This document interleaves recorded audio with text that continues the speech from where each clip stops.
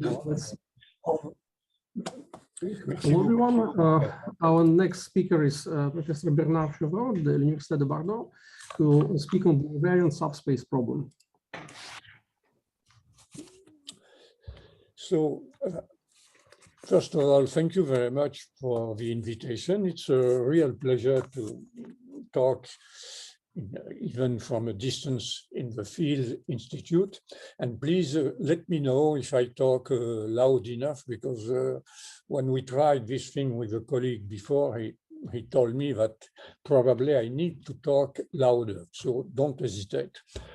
So this talk is an attempt to give an idea of the very nice development that have taken place in the invariant subspace problem in a broad sense, so to speak, in the beginning of this century. Of course, this attempt will necessarily be too superficial and too incomplete and certainly too subjective. Besides, and of course, as one grows older and older, the part one can take in these developments tend to be smaller and smaller. But I still hope to talk reasonably well about things which interest me very much. Okay, so the outline is as follows, as you see on the screen. First, I will remind some historical facts and terminology, then a sample of some answers to the invariant subspace problem for certain Banach space X. And the next topic will be what has appeared as an extension of the dual algebra techniques, which were so popular in the last 20 years of the last centuries. If time allows, I will say a few words about other developments like universal operators and almost invariant subspace, and conclude with some results which have appeared in the area of simple, quote, perturbation of well-known operators. So,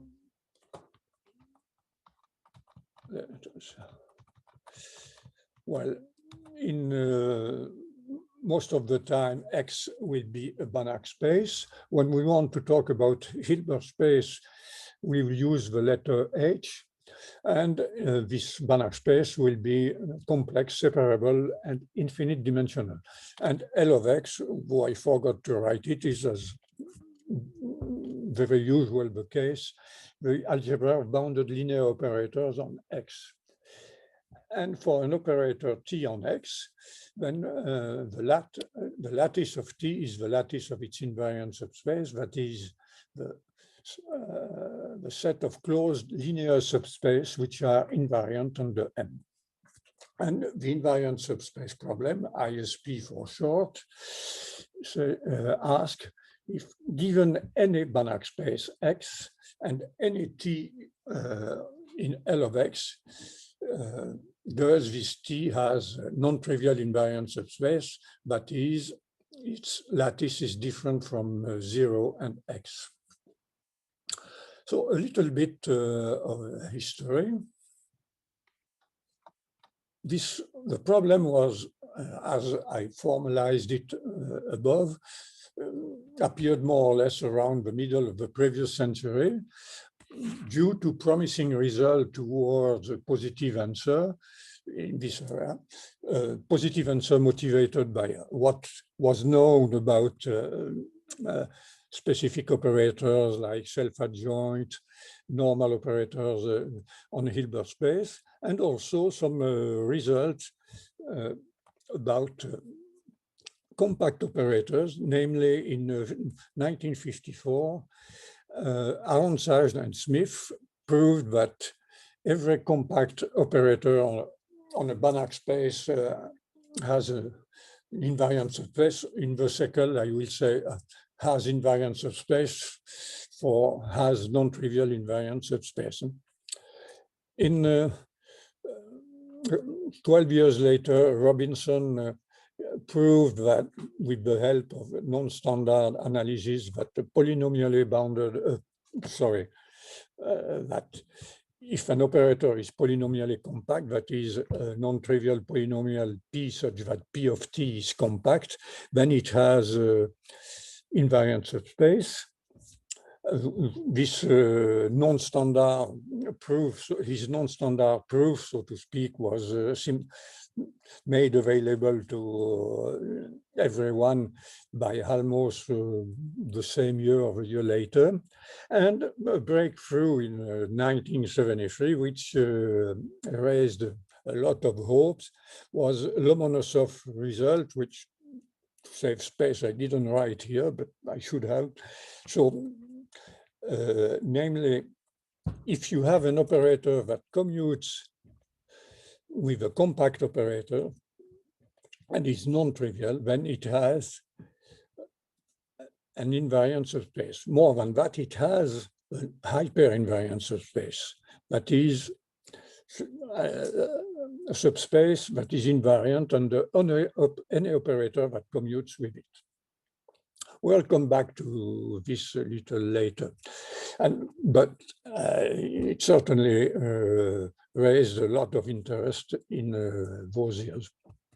Now, so this is for the promising results, but in 1975, Enflo announced a negative answer to the problem, as I said it, namely, there exists X, and on this Banach space X, there exists an operator whose lattice of invariant subspace is trivial. Now, the proof of Enflo was very involved and have many small gaps. So checking the result took several years, and this checking is mostly due to Bozami, who in fact published something a few later that is back in 85. For the history, Enflo's result itself appeared in 87. But meanwhile, in 1984, Charles Reed produced a simpler example, and a year later, a still simpler one. Namely, he proved that there exists an operator T on little L1, the classical space of summable sequences, without invariant subspace. So now we will talk about ISP for C, because this, for a class of operator, class being a very broad term, meaning either one single operator or a class of operator on a given space, or even classes of operators on several spaces. But the fact is that this problem remains open for most classes of operator. Some comments about that before giving additional results. Well, this problem is of course intrinsically interesting, but it is strongly motivated by the search of better knowledge of operators. I would just mention the concept here to illustrate this.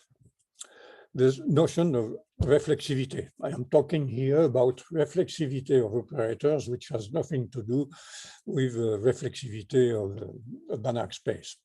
This terminology, reflexivity of operators, is due to Halmos, who I must say I don't know the reason Halmos put forward to name that reflexivity. Anyway, it was after Sarrazin had proved that every normal operator is reflexive. So to see what that is, we define alglat of T as obviously a subalgebra, the set of B in L of X, which have at least the same invariant subspace as T. And we say that T is reflexive if this algebra is coincide with the weak operator topology closed algebra generated by T. well, don't worry very much about too much about the topology here. It means that basically any operator B in ASLAT is a reasonable limit of polynomials in T. So in other words, reflexivity says something about the structure. It tells us that the structure of a lattice of invariant subspaces of a given operator, in some cases, that is in the case of reflexivity, for instance, may be strong, may be sufficiently well organized, this lattice may be sufficiently well organized to give a criteria for membership in a natural algebra generated by T. This, I forgot to write it here, but for instance, an illustration of the importance of this organization is the fact that some operators, like the Volterra operators and some shift, quasi-nilpotent shifts, are what we call unicellular. That is, their lattice of invariant subspaces is a chain, while such an operator, it's easy to prove, cannot be reflexive. So indeed, reflexivity says something about the organization of the lattice of T and consequently of the structure of T itself. Okay. Well, so that, and well, I already mentioned on reflexivity the result of Saracen, which after which Halmos gave the name of this notion. Well, additional terminology. Well, if we have an operator T on X, and vector X, we denote by OX the orbit of X under T, just the set. And we say that T is cyclic for T if the closed linear span of the orbit of X under T, which is also denoted as indicated here, coincides with X itself. Of course, one sees that when you're looking for invariant subspace for an operator T, it's natural to look at the closure of the linear span of this orbit. Okay. And as a consequence, you can reformulate the invariant subspace for a given operator T in the following fashion. Well, does there exist X non-zero such that X is non-cyclic for T? And there is, in fact, a stronger notion to which I hope to have come back to time to come back a little later. It's that of hypercyclic. This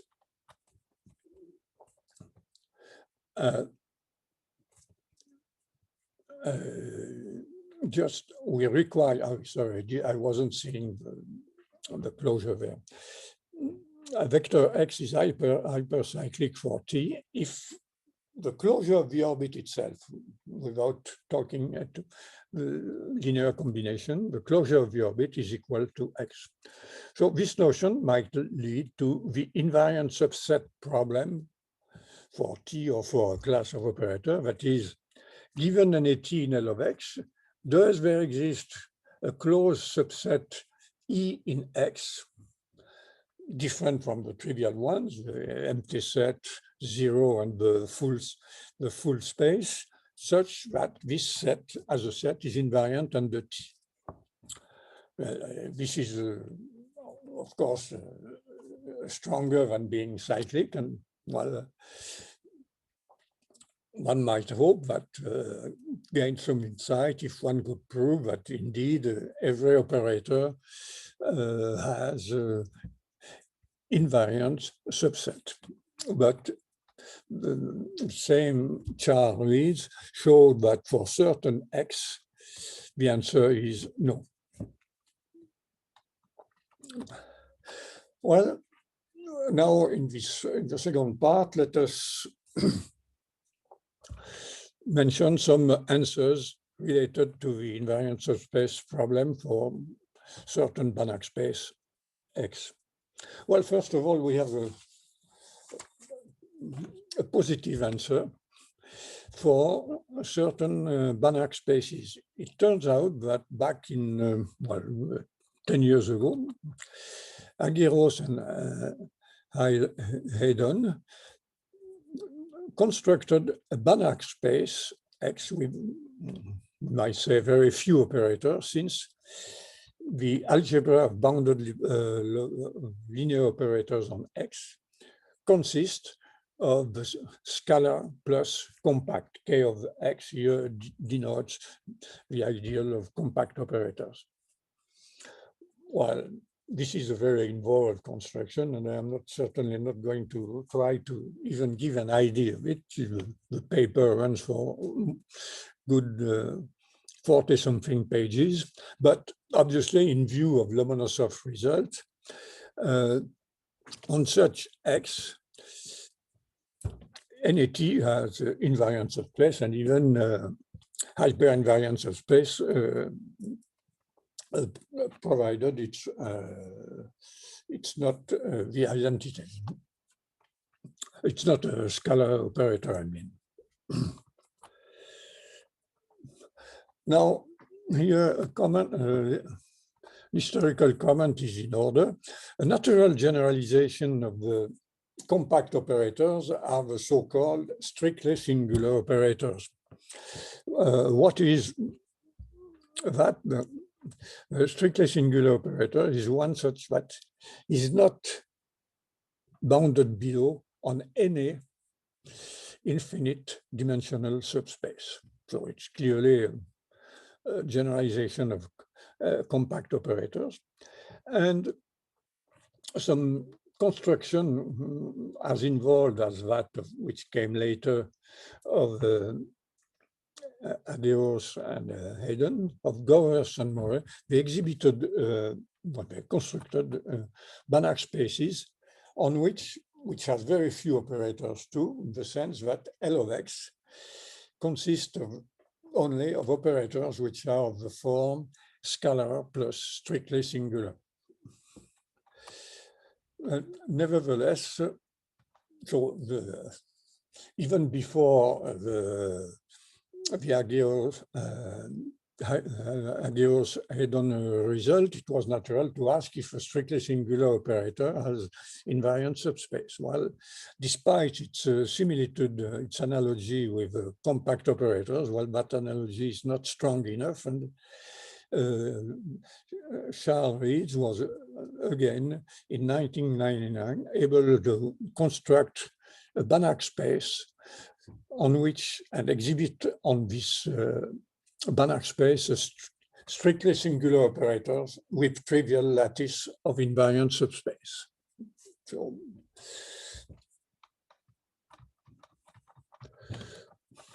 well, here I have some miscellaneous result which deserve to be pointed out. Well, many others would deserve to be pointed out, but one has to make a choice. Of course, this question of the invariant subspace problem makes sense on more general spaces. And in 1983, Atzmann was able to prove the existence of a nuclear Frege space on which there is an operator with a trivial lattice of invariant subspace. And also among there has been several reformulations of the invariant subspace problem, but an interesting and very recent one by Taxiuk, I'm not sure, sorry if I mispronounce his name, but it's 2 years ago. He gave a reformulation of the invariant subspace problem for quasi-nilpotent operators, and it's curious enough to be mentioned. So let T be a quasi-nilpotent operator. Well, it will have a non-trivial invariant subspace if and only if there exists f of rank 1 and alpha different from 0 and 1, such that the small perturbation of t plus f, and t plus alpha f are also quasi-nilpotent. This is obviously kind of curious, but it's an interesting formulation.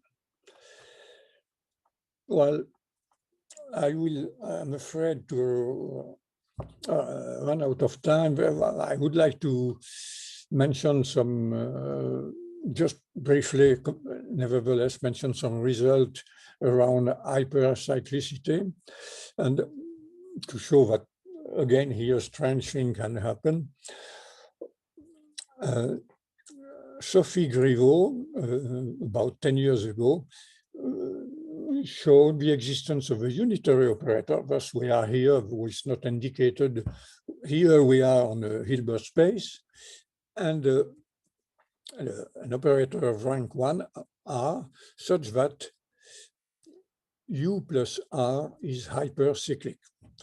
Which is a little strange because you haven't moved very much your unitary operator, and of course the unitary operator has no chance to exhibit an orbit which might be dense in X, so there is no hyper, it's really far from being hypercyclic, but nevertheless, adding a modest rank 1 operator, you can get a hypercyclic operator.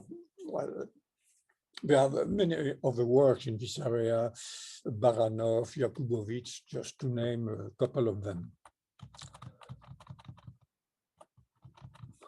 Now, a topic in which I have been more involved in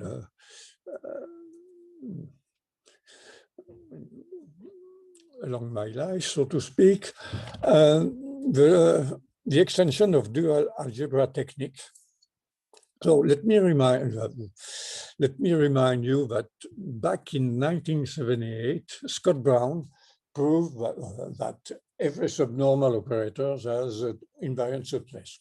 Of course, when we talk about subnormal, we are in the Hilbert space framework, and an operator is subnormal if it has a normal extension. That is, you can find a bigger space, you can embed H in a bigger Hilbert space, and you can find a normal operator on this bigger Hilbert space, which has H as invariant subspace, and the operator induced by the normal operator on H is S. Well, this result in an area which had been considerably worked out in the previous nearly 30 years, was striking itself, but it was still more interesting by the powerful method it introduced. It involves isometric representation of H infinity of D, the usual H infinity of D, which has been a highlight in this program, in L of H. And I am not going to list the result which were obtained in this area, in which I was lucky enough to participate. But what was interesting is that above all, we were getting additional structure results, to the point that at some point, we talked about dual algebra theory to express this body of technique. Just one thing before giving an idea of what this method is about. Well, a couple of years later, Olin and Thomson were able to prove that every subnormal operator is reflexive. And these methods have been very successful for the study of contraction, namely contraction with isometric Nag-Fourier functional calculus, i.e. what we call the class A. And its subclass is AMN. I'm going to say a word in the next page, but just for instance, in these subclasses, well, we find the Bergman shift in the smallest of this class, that is the one with the richest structure, ALF0, and the result which was mentioned in Stefan Richter's talk about Bergman shift having the infinite having invariant subspaces with the infinite codimension property falls immediately of the structure theory of these classes also. In fact, I think if I remember well, Stefan mentioned that in his talk. Well, the reference, I will write a list of references in the final version of this talk. A good reference is the book by Berkovich, Foyage, Percy on dual algebra with application to invariance of space, which appeared in 1985. And before giving a little idea about how we define these subclasses, let me mention that since here an essential tool is this isometric representation, well, isometric or isomorphic, but here it's important that it be isometric of H infinity in L of H. Well, among the extensions which were already done in the last century of these techniques, well, many of them consisted of, instead of working with the unit circle, you try to work with the more general domain G in C or C, even C, and there has been a lot of work in this area. And, well, for lack of time, I'm not going to quote all the colleagues who worked in this area, except for the late George Eschmeyer, my friend and a colleague who died unexpectedly a few months ago. So he was really an expert in and has done a lot of work, in very significant work in this area. Now, let me just briefly explain what is the essence of this Scott-Brown method, so to speak, at least in a standard context. Well, if suppose for some reason you have an operator T, and for maybe it has some property which even possibly with some minor condition which are of no importance for the existence of invariant subspace, you can build, associate to it a representation, an isomorphic representation of an algebra H infinity of G into L of X. As usual, we write this representation H of yields H of T. When we say representation here, we mean unital algebra homomorphism. Well, the tool we have in, suppose we have done this first step, which not necessarily trivial. Well, you have a bilinear map, which we call square here, from the Cartesian product of X with its dual, going into the pre-dual of H infinity of G, or you may want to call, to send it in the dual of H infinity of G, but what it turns out is that this map, which we denote thus X square Y star, and which is defined by, to an H infinity function, it sends it to the action of Y star on the vector HT of X. So this linear functional X square Y star turns out to be weak star continuous on H infinity of G. That means that, well, the usual thing that most of you know. Well, a little exercise here. If for some X Y star you can write the evaluation at lambda, that is H gives H of lambda in the form of X square Y star, then there is not only an invariant subspace for T, but it will be invariant for all this operator h of T coming from h infinity of G. And this is the basic starting idea of Scott Brown in his proof of the existence of invariant subspace for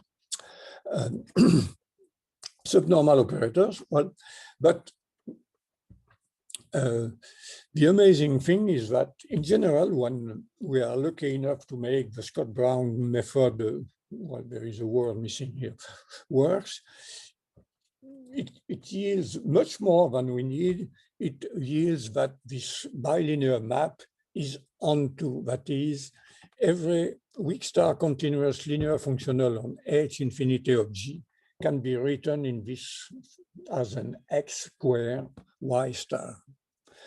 So that's what we call property A1. And just to the property AMN, which I wrote, are just a matricial equivalent of that, in the sense that you can solve for an m by n matrix of elements of a weak star continuous linear functional on h infinity of G. You can find x1, x2, xm, and y star 1, y star, etc. n, such that xi square y star j is equal to the right coefficient in the matrix you have given yourself. And the property ALF naught is the fact that you can solve a square infinite matrix. Well, the fact that this has to do and implies the existence of invariant subspaces with the codimension n property is a little long, but it's not very hard to prove. And but I don't have too much time for proof, so I will leave it at that. Now, as I said, well, there was extension of the result obtained, for instance, for contraction, were already in the Hilbert space case generalized to a more general setting, like when you have an operator with an M spectral set or a polynomially bounded operator, can you apply the Scott-Brown technique? Well, one of the obstacles is that, at least for the structure result, for instance, the fact that any contraction with isometric Nag Fourier functional calculus has this property A1. Well, that requires a lot of work based on the dilation theory, which is really specific to the Hilbert space case. So, but nevertheless, many results were already extended to the case of where you have an operator to which you can associate a representation of a certain relatively nice domain in C. But now, in the beginning of this century, in 2003, to be precise, Ambrosier-Muller extended some of the results obtained for Hilbert space to the case of the Banach spaces. Namely, if you have on a Banach space a polynomially bounded operator, that is an operator for which you can find a constant m such that the norm of P of T is bounded by m norm infinity of P for any polynomial P. And if in addition the spectrum of T contains the unit circle, then T star has non-trivial invariant subspace. Well, this is a little technical difficulty. It's well known that if T has an invariant subspace, T star has one, but the converse is not necessarily true. Of course, well,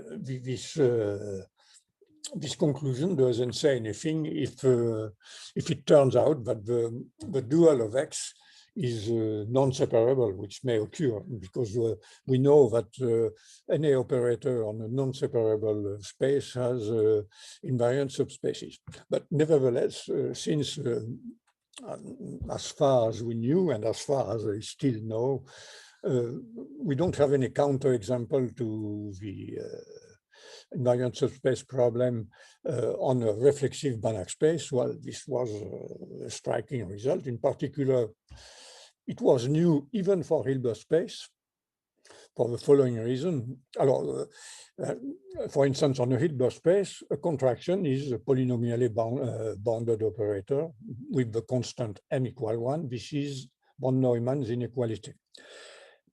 So a long-standing question, which was solved in the negative by Pizier in, I think, 1987,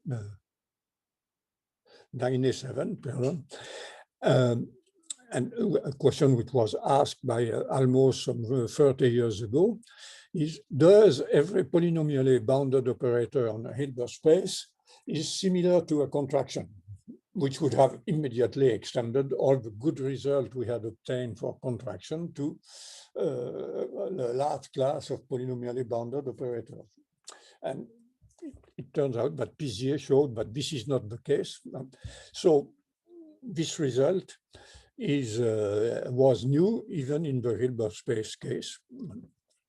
And now we, so to speak, we enter really more into the theme of this special semester, because one of the main innovations, which unfortunately I won't have time to describe, was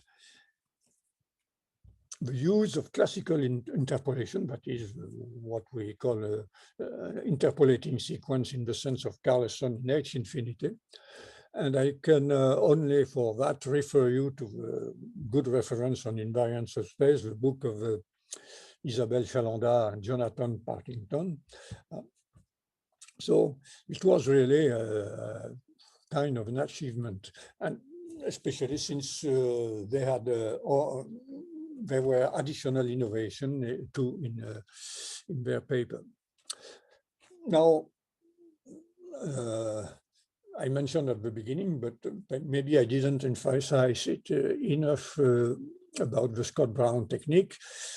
Most of the time, when we wanted to apply the Scott-Brown technique, we said, well, okay, this is the candidate, the operator. Well, you make a lot of more or less involved assumptions which have no incidence on the existence of invariant subspace, and then you hope to be in your standard context. And then not only do you find invariant subspaces, but you do have a structure result of the type factorization, which is expressed by these properties AMN, and at least in all cases I know of so far, reflexivity result. Well, then this was true too for the breakthrough made by Ambrosi and Muller. The associated factorization and reflectivity result came about a year later. Independently, one of my students, Olivier Rejas, and Ambrosi and Muller themselves proved them. I am not going to state them precisely, just so. Now, there's an additional extension or generalization, maybe to avoid confusion. Suppose an operator T has the closure of a set of bounded finitely connected domain G in C. It has the closure of this set as an M spectral set. Well, what do we mean by that? You have seen the definition of polynomially bounded. It's basically the same thing. So you want to have that for not only for polynomials, but for rational function R. We have to want this inequality, norm of R of t less than m times the norm infinity of R computed on G, where R is any rational function with poles of G bar. So that's what we mean by M spectral set. You just thinking or writing a few things, you see that this is the first step in order to get, to be able to get a representation of H infinity of G into L of X. Well, so suppose you have that where G is this nice type of domain, is a domain of this nice type, and you assume, of course, like in that the spectrum of T contains the boundary of G. Then, again, T star, which is the technicality I mentioned before, has a rationally invariant subspace. What do I mean by rationally invariant? That means that it is invariant, is not only invariant for T, but for any rational function with poles, any rational function of T, I mean, with pole where R is its pole of G bar. Well,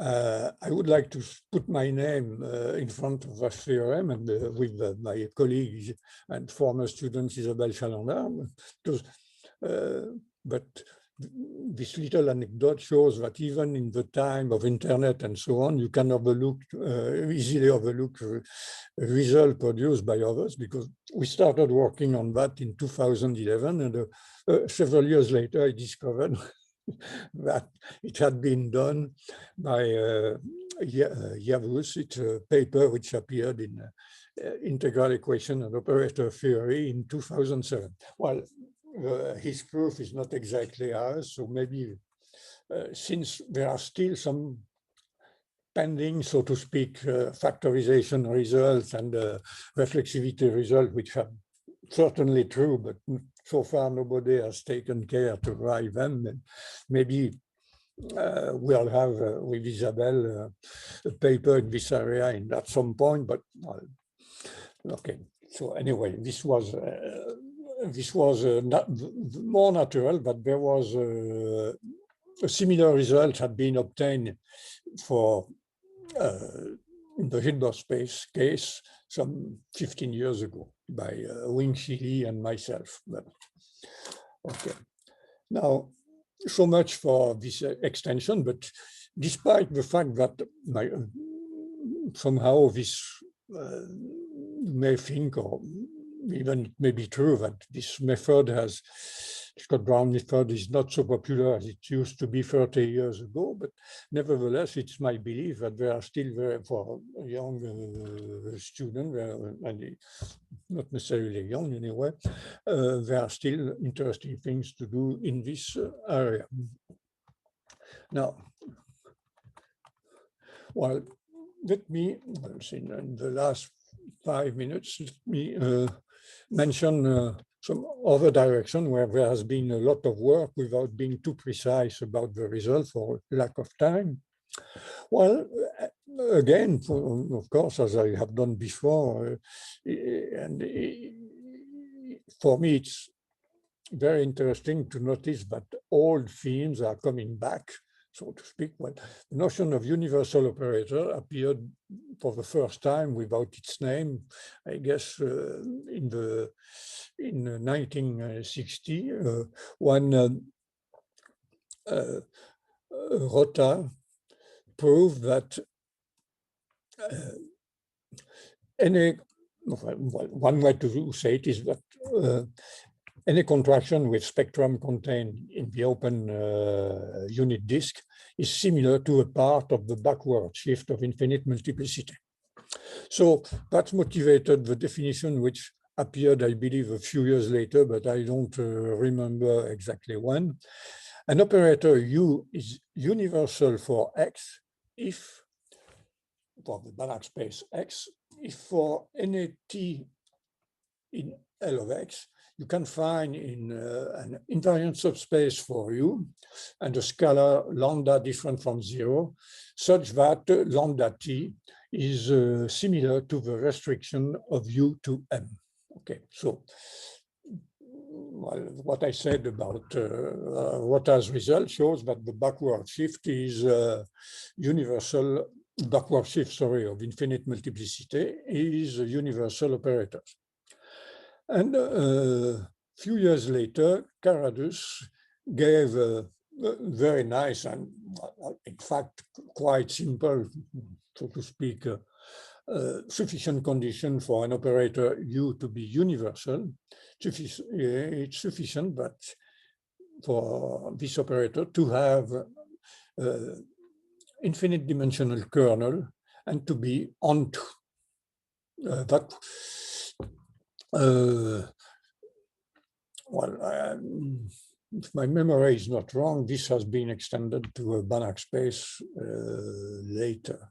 Well, I'm not sure if it's not Caradus himself who did it for Banach spaces. Well, and in terms of models, there was a landmark by Foyage-Percy in 1978, where they proved that any quasi-nilpotent operator is a part, that is the restriction to an invariant subspace, of the weighted backward quasi-nilpotent shift of infinite multiplicity. And well,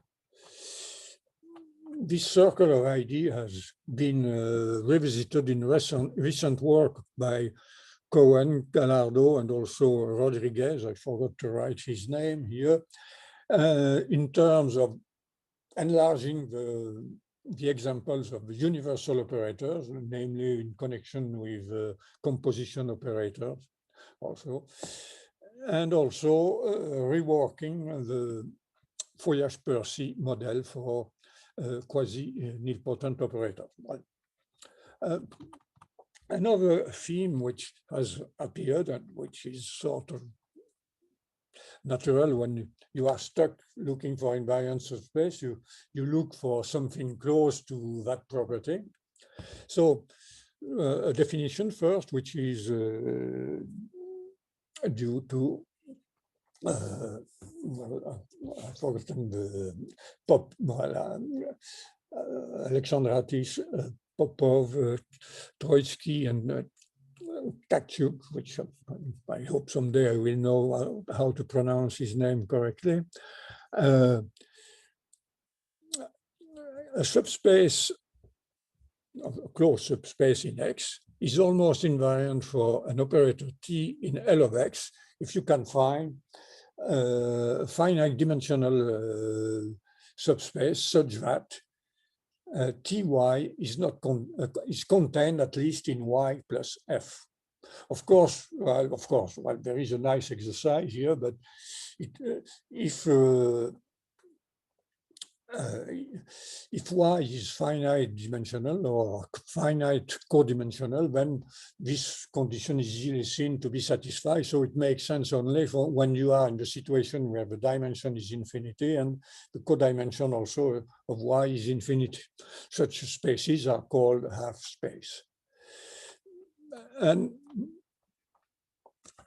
a nice result, which was preliminary version were worked out by the four authors already mentioned before, but the final version was approved by Tkachuk in 2017. Well, then, which says the following: given T and L of X, well, you can always find a subspace of dimension at most 1. Well, of course, the case 0 will show that the Y is invariant, and a half space that is finite, infinite dimension and infinite codimension, such that Ty is contained in Y plus R. This very interesting formulation. Well, I will just say a word because I think I am running out of time about another last area, well, last in my talk, but there are other areas where there has been a lot of work.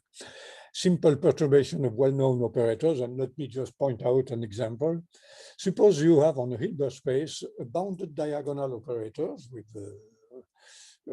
coefficient in an orthonormal basis En, with the sequence of coefficient on the diagonal lambda n in L infinity and assumed to be 1 to 1, and two vectors in H, two non-zero vectors in H. Well, you can certainly claim that D is a well-known operator, well, and that you have a very simple perturbation of it. Well, this test, the following is a very old test question. Does T plus this rank 1 has invariant subspace? And in its full generality, this problem is still open. And it was probably formulated for the first time, or at least orally in the 50s, and more formally, I guess, in a book by Percy in the 70s. And I mention that because there has been several breakthroughs, and I will finish with that.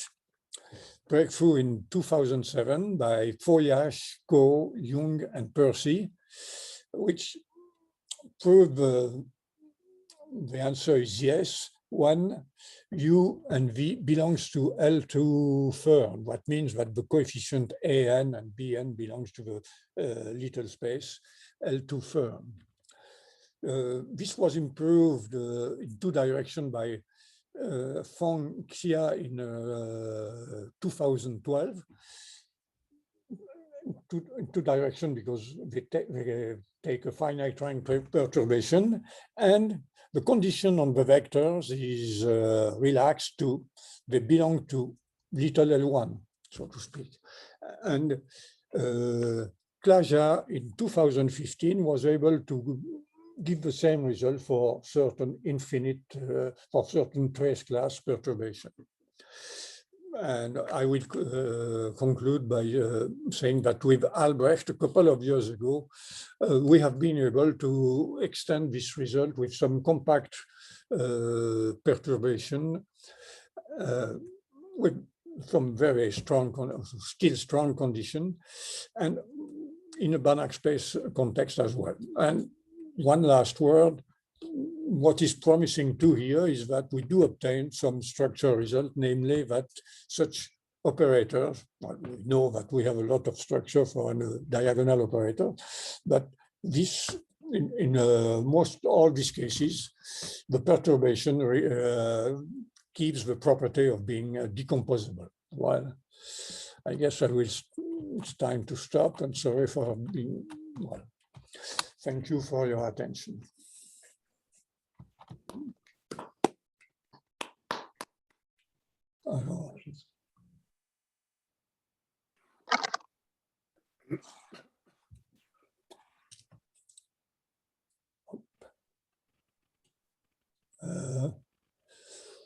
If you have a question, don't just go ahead. Yeah, raise hand. Is it known for D plus any compact on Hilbert space? I am sorry, I didn't get the question. Could you repeat? Diagonal plus compact operator on a Hilbert space. Does it have invariant subspace or almost invariant subspace? Is it known on Hilbert space at least? Diagonal plus compact for certain for certain compact, that's something but with a strong condition on them, which it would take too much time to describe, and I would have to review it first. It's our work, has been done in our work with Albrecht. And for the almost invariant, you have the Kakchuk result, which I mentioned, which says that, yes, indeed, it has almost invariant almost invariant subspace.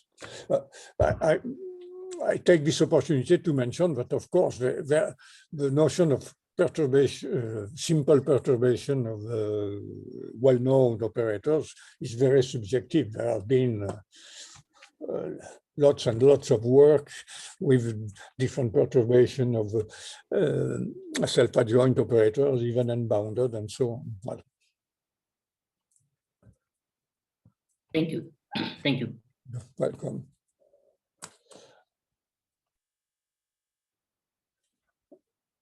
Other questions?